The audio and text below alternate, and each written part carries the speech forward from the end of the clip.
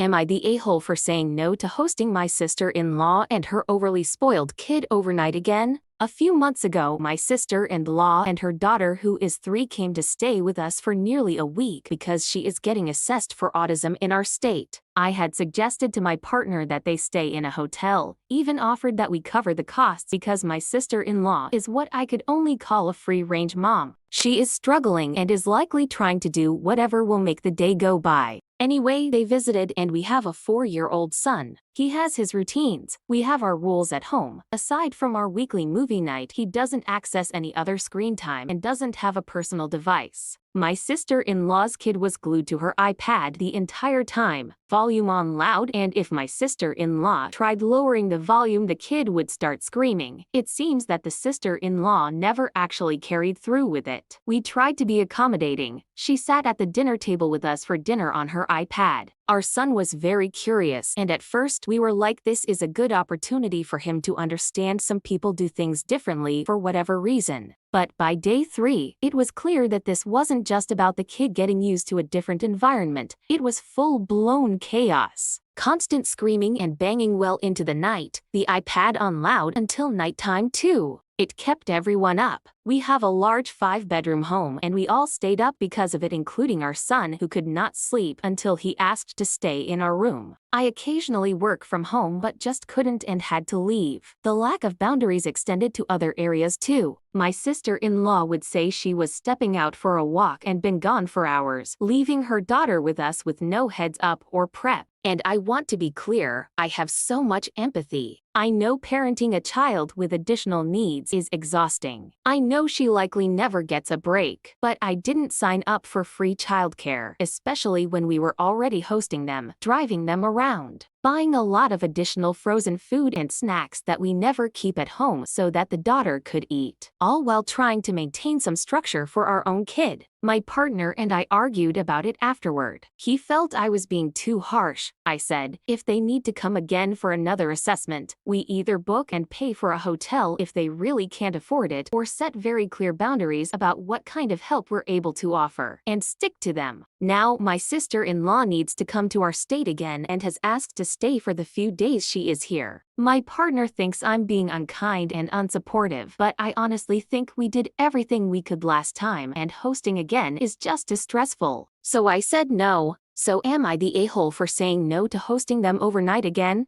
Here are the top comments. Mean suggestion incoming. How about you book a hotel for you and your son and let your partner deal with his sister and niece? He won't invite them again. In other words, Nacho, not the a-hole. Not the a-hole. If your husband is not going to support you, rent an Airbnb for you and your son. He needs to be inconvenienced by the sister-in-law's visit. Works better if you are working.